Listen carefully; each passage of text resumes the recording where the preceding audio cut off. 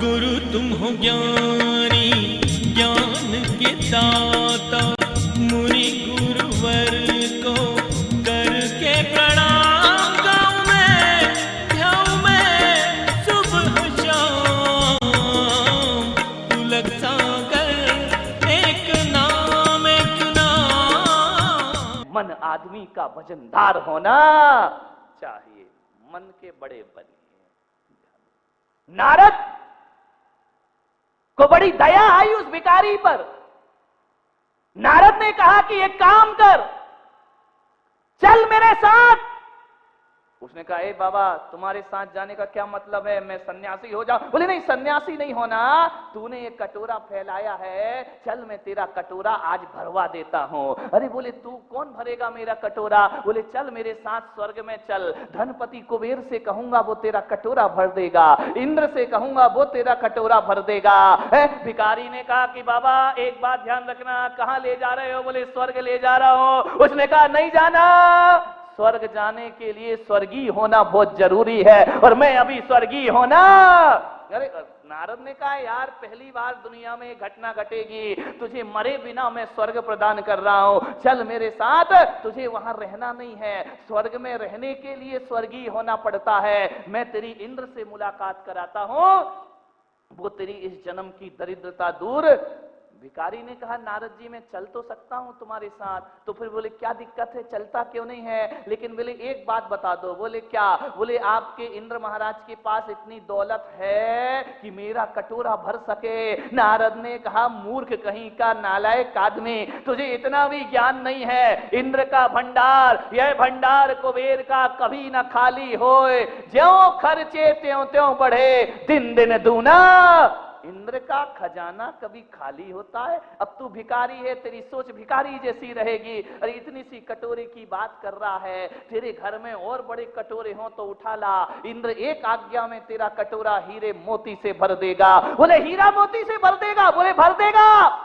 तो बोले एक बात बताओ नारद जी, मेरा कटोरा खाली तो नहीं रहेगा ना? उसने कहा, यार तू भिखारी कैसी कैसी बातें करता है, कटोरा खाली नहीं रहेगा, चल मेरे साथ तुझे। बोले एक ध्यान रखना, यदि इंद्र के पास ले जा रहे हो तो मेरा कटोरा पूरा भरना। अरे नारद ने कहा, इसको कौन समझाए इस मूर्ख को कि वहां तो हजारों के लाखों करोड़ों अरबों के हीरे मोती पड़े हुए हैं, तेरा कटोरा भरने में कितनी देर लगेगा? लेकिन भिखारी की सोच तो भिखारी जैसी रहेगी। लेकर के गए इंद्र के पास। इंद्र ने जैसे ही देखा नारद आ रहे हैं, अब नारद जहां पहुंच जाए तो उपद्रव तो खड़ा होना ही होना है, शांति तो भंग होना ही है। उसने, इंद्र ने कहा, यार नारद तुम आए तो आए, लेकिन एक बात बताओ मुनिवर, ये साथ में भिखारी को लेकर क्यों आ गए हो? आपने मर्यादाएं तोड़ दी, आपने सारी व्यवस्थाएं, अनुशासन भंग कर दिया, मरे बिना इसे स्वर्ग क्यों ले आए? अरे नारद ने कहा कि इंद्र महाराज कोई बात नहीं, चलो मेरे साथ आ गया। संत दरस का यही फल होता है कि जीते जी स्वर्ग मेरे साथ आ गया है। एक काम करो। इंद्र ने कहा, नारद जी जल्दी बताओ, इस आफत को क्यों उठा के लाए हो, इस बला को? अरे बोले आफत नहीं है, भिखारी है, बेचारा मांग रहा है। अरे बोले काय का भिखारी, आदमी है, और ये आदमी यदि 2 दिन भी यहां रह गया तो मेरे स्वर्ग को नरक बनने में ज्यादा देर नहीं, इसे जल्दी दफा करो। तो इंद्र ने कहा, इंद्र से कहा नारद ने कि कुछ नहीं, आया है बेचारा, मेरे वचन खाली नहीं जाए, हीरे मोती से भर दो, इतना सा कटोरा लेके घूम रहा है, क्या बिगड़ता है तुम्हारा? इंद्र ने कहा कोई बात नहीं, इसे जो देना है वो दे दो, लेकिन ज्यादा देर इस आदमी को स्वर्ग में रखना खतरनाक है, इसे वापिस पृथ्वीलोक में भेज दिया जाए। इंद्र ने कुबेर को आदेश किया कि जाओ और इसका कटोरा हीरे मोती से भर दो। भिखारी ने कहा, ठहरो इंद्र महाराज, बोलने के पहले सोच लेना। बोले क्या सोच लेना? बोले ये कटोरा भरेगा या नहीं भरेगा? अरे इंद्र ने कहा, किस पागल को उठा लाया, इतना सा कटोरा, कह रहा भरेगा या नहीं? जाओ कुबेर, भर दो इसका कटोरा।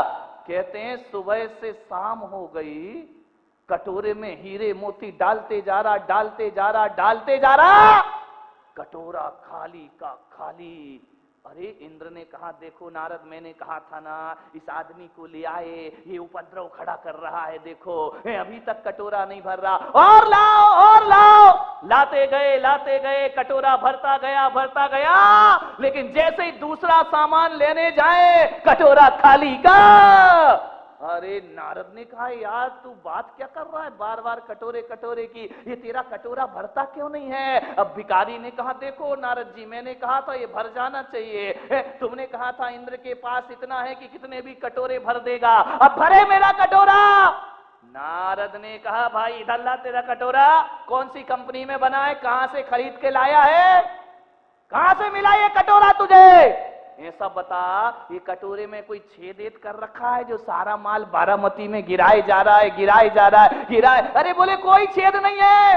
तो बोले ये कटोरा तुझे कौन सी फैक्ट्री से मिला, जल्दी बता, तू बारामती से आया है, ये कटोरा तू लाया कौन सी दुकान से है? बोले अतुल भाई के मॉल से। तो बोले यार ये फैक्ट्री में कर क्या दिया कि कटोरा भर ही नहीं रहा है? उसने कहा, इधर ला कटोरा ला।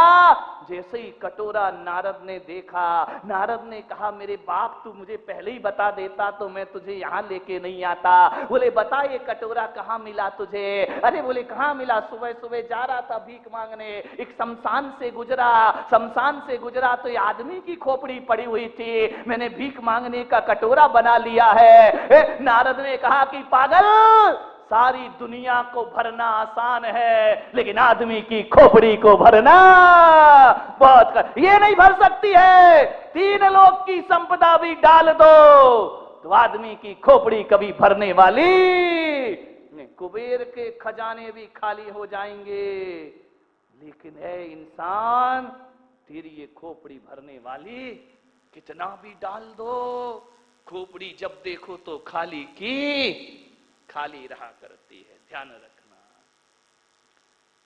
विचार करिए, सब कुछ है तुम्हारे पास। एक टाटा बिरला वाले से भी पूछो कि कैसा चल रहा है, तो वो क्या कहता है मालूम है? बस महाराज दाल रोटी चल रही है। मैंने कहा, बाहरी तेरी दाल रोटी ये पूरी नहीं होती है कभी जिंदगी में। अच्छे अच्छे सेठों से पूछो कि अरे महाराज बस आपकी कृपा है, चल रहा है, दाल रोटी चल जाती है, पेट पल रहा है। एक करोड़पति भी यही कहता है, गरीब भी यही कहता है। आदमी का पेट भरता ही नहीं है, खाली का खाली रहा करता है। डालते जाओ, रिजल्ट सुन ही आना है, रिजल्ट खाली ही आना है। ये मन की खोपड़ी को भरो मेरे भाई, कितनी भी दौलत डाल दो इसमें, जब तक इसमें संतोष का पैंदा नहीं लगेगा तब तक ये भरने वाला नहीं है। ध्यान, ब्रेक लगाओ, स्पीड ब्रेकर होते हैं रोड पर, ज्यादा तेज रफ्तार में गाड़ी चलाओगे एक्सीडेंट होगा, जिंदगी खतरे में पड़ जाएगी। उस गाड़ी पर तो फिर भी स्पीड ब्रेकर हैं, लेकिन आदमी के विचारों पर कोई स्पीड ब्रेकर नहीं हुआ करता है। जितना भी दे दो असंतुष्ट ही असंतुष्ट रहा करता है, आदमी दुखी रहा करता है। मान्यवर, आदमी के स्वभाव नहीं जाने कैसा हो गया है, जो उसके पास है उसमें सुखी नहीं रहता है, जो उसके पास नहीं है उसके लिए आंसू आता है।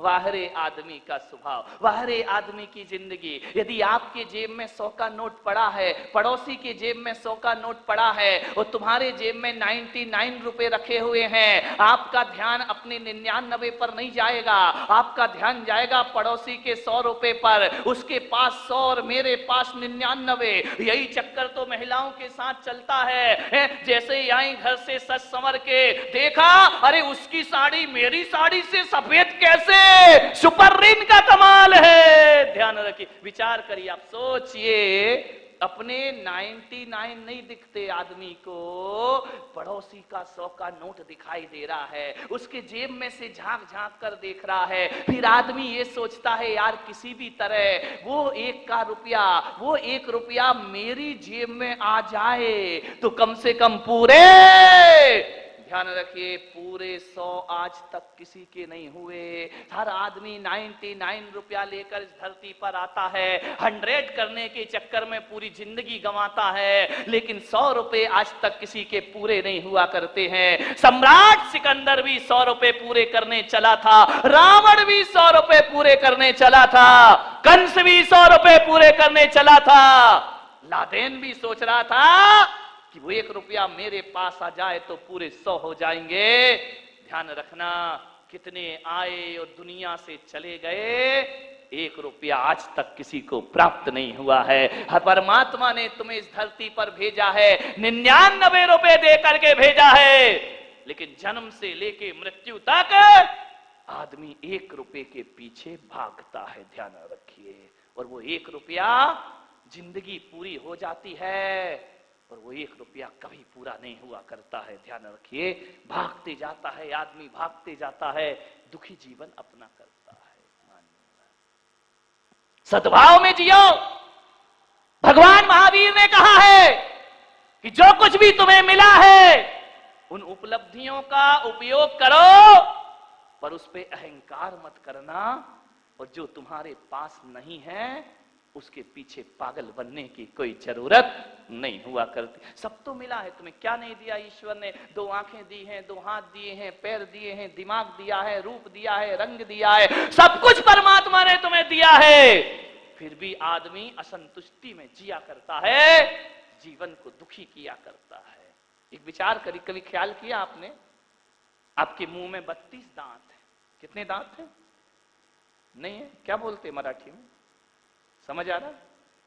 आपके मुंह में कितने दांत हैं? घर रख के आए हो क्या? आवाज तो निकालो थोड़ा सा।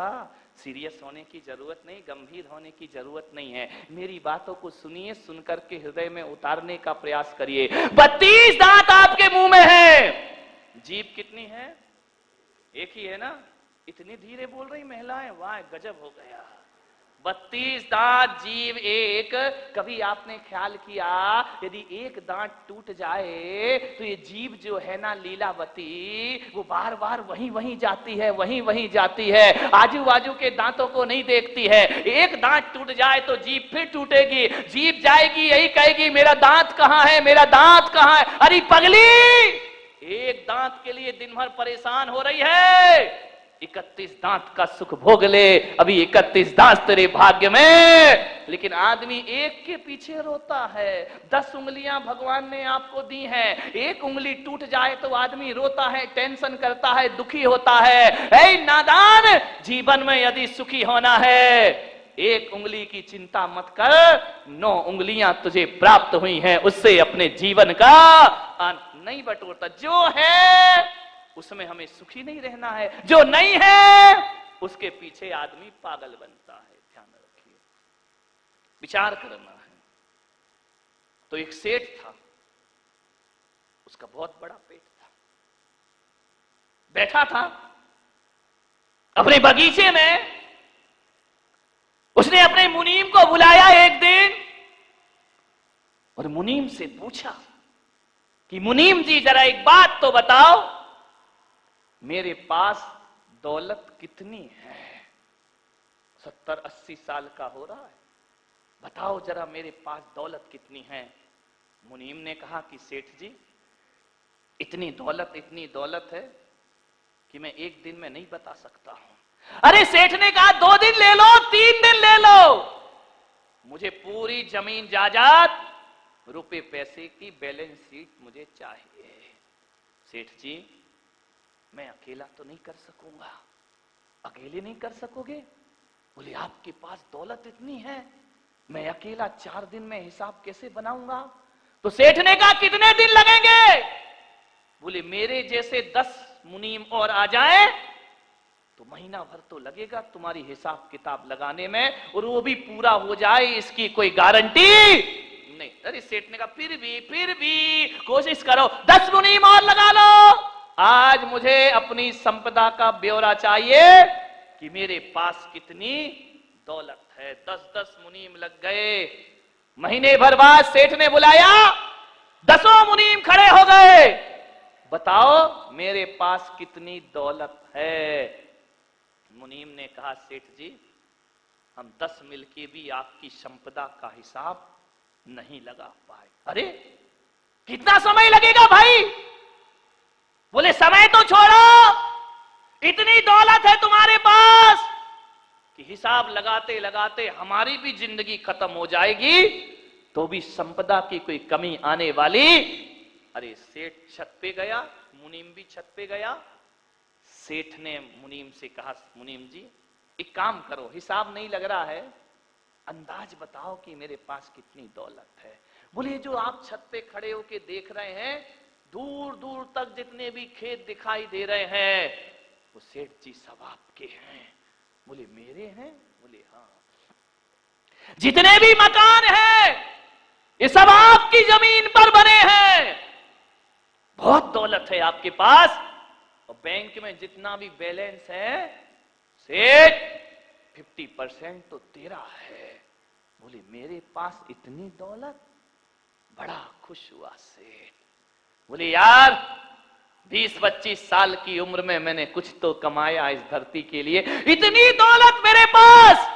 मुनीम ने कहा इतनी? बोले फिर भी सेठ जी एक बात मान के चलो कि आपकी दौलत का हिसाब इतना ही है कि आप तो क्या, आपके बच्चे भी 1 रुपया ना कमाए तो भी आराम से जिंदगी कट जाएगी, उन्हें कुछ भी करने की जरूरत नहीं है, आपकी ये पीढ़ी भी पल जाएगी और आने वाली पीढ़ी भी आपकी। अरे सेठ बड़ा खुश हुआ।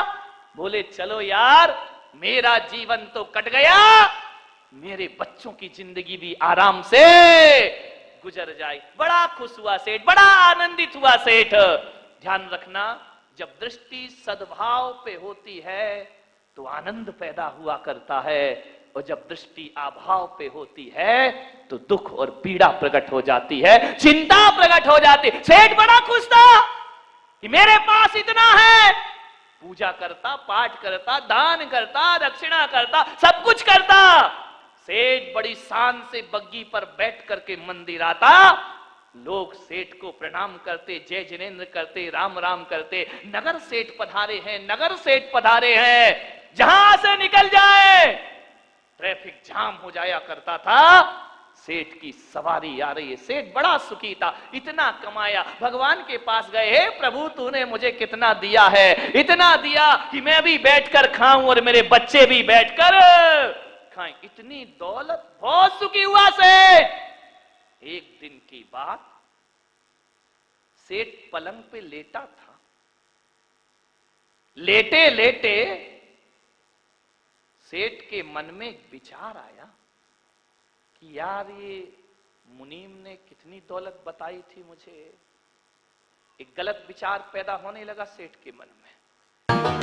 गुरु तुम हो ज्ञानी, ज्ञान के दाता,